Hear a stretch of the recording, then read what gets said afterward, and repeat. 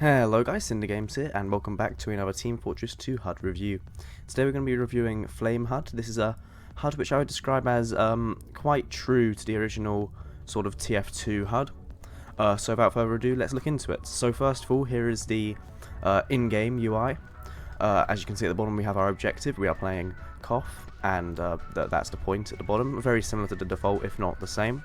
We also have the same health as the default, but we've had it shifted up a bit to the center of the screen, which makes it much easier for us to see, and it just generally helps you when you're playing, because obviously you're going to be looking at your crosshair as you're running around, and if it's just close to the crosshair, that's less time it takes your eye to move.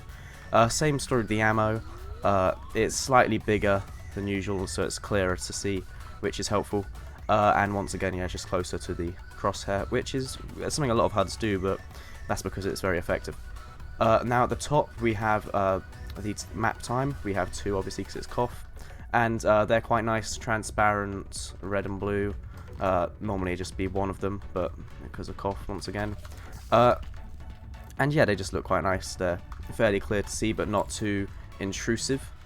As you can see, if we get a melee weapon out, we lose our ammo, which is nice just to keep it clean.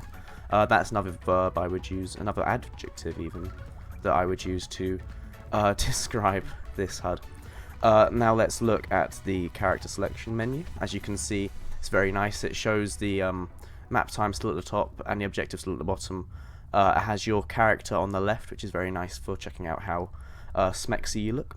And on the right it has a nice sort of column, and it tells you how many on your team in the little green number, and it gives you all the class. And it has a nice little music thing as you select it. Or at least it used to. I may have had that disabled, actually. Yeah, sorry, I have my music turned off, but normally there'd be like sort of a little keyboard sound. It's really nice. But anyway, yeah, it shows you your characters in a very nice way, and it's just very useful. So now let's look at various other characters that have their own menus, such as the engineer. So as you can see in the top left-hand corner, we have our buildings, and it's very useful for just monitoring. We also have our ammo on the bottom right, but we also have our metal in a separate little box, which is very helpful. As you can see, the build menu is quite clear. It's in your face a little bit, but I would prefer it to be a bit lower down the screen so you can still sort of see what's in front of you, but I guess you're going to be quite quick when you're building anyway. But it looks very nice. It's very obvious that it's the build menu, and same with the demolish menu. Once again, it's very obvious what it is. I'm sorry if you can hear that plane. Some maniac's flying right over my house.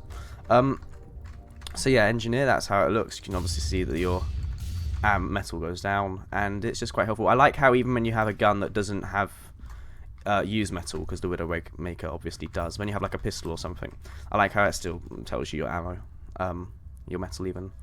This is just quite a nice little feature. Now if we move on to the medic, as you can see, it looks the same as all the other ones, but when we go to our healing, we instead have a percentage bar, and that bar fills up and changes colour, which is a nice little feature, I guess, because it's very important as a medic to be able to tell how close you are to a noob charge, and it's a very clear, more obvious than the default HUD way of doing it, which I find quite helpful when I play medic. Finally, spy. As you can see, I probably haven't got the best weapons equipped to show you how spy works, but we have our ammo, and it's telling me how many crits I have. That's just because I have the Diamondback equipped. We also have those two bars. Now, normally there'd just be one, and that would be your cloak, but obviously since I've got the Spicicle, I have a second bar. But they would just go down and go up, you can imagine, and nothing too special with the spy. The disguise menu is fairly similar to the default, but it's just a bit nicer, and it's cleaner. Fits in with the HUD very nicely. Finally, let's take a look at the scoreboard and the team select menu. So the scoreboard I find to be very nice. It's transparent enough that you can still actually play through the scoreboard, which is a nice little touch. And it tells you everything you need to know in a really clear, obvious, bold way. So it has your teams, your players. It has all of your little stats at the bottom, like teleports and revenges, and then it has your kills and deaths, much more bold than the rest of them, so you can at a glance see what they are. As for the team select menu, very similar to the character select menu, has the map at the top, and it has the 4 little options and cancel, so your teams, and it's just very nice, and it fits in with the general sort of clean yet TF2-y feel of the HUD. So now let's go and take a look at the menus, which are also very nice. Okay, so now let's take a look at the menu. The menu follows a similar kind of style of columns as the character and team select menus did, and it looks very nice, to be honest. It has the default message and file at the top, but that's not too much of a problem. I like how the whole menu is shifted over to one side, and that means you can have a very nice picture relating to the current update on the right, which I think adds to the sort of freshness of the game. It has the specific update at the very top, as well as flamehud, and as you go down the column you can see you have server browser with the create server. That's fairly default. Same with man versus machine and multiplayer. So man versus machine looks pretty similar, but they've just made it more flamehuddy. Multiplayer, same thing, they've just made it look much more in fitting with the HUD. We have our offline training, our inventory and hats. So I really like how they've done the inventory with these little pictures here. I think that's a really nice little touch. And as for the backpack, it's fairly similar. It doesn't have any, it does have button commands, sorry, which I find really helpful. If you've watched any of my other reviews, you'll know that I really like having these quick navigation buttons. So it has AD for going left and right in the inventory, and it also has Q as an escape, which is really helpful because it allows you to navigate HUDs very quickly. As for the Manco store, once again, basically the default one, just more in fitting with the HUD.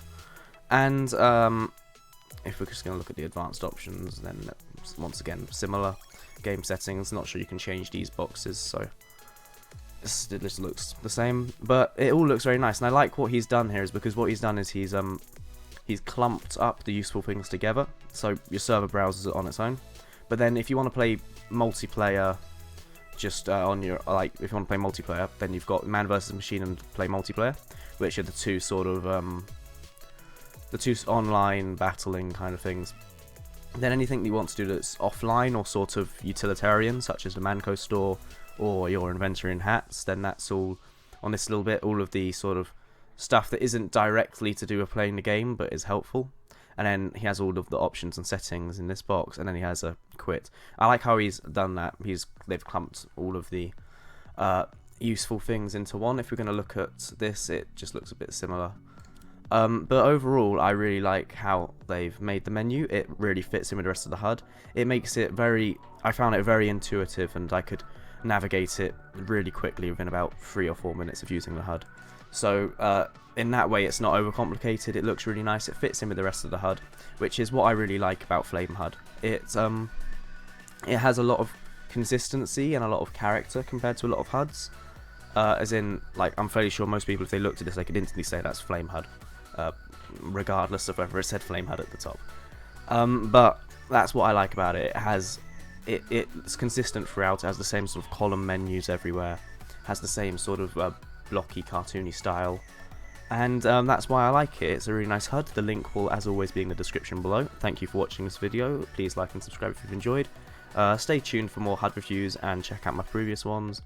And if you would like to suggest a HUD, as always, put that in the description below. Thank you for watching. I've been CinderGames. Take care. Bye.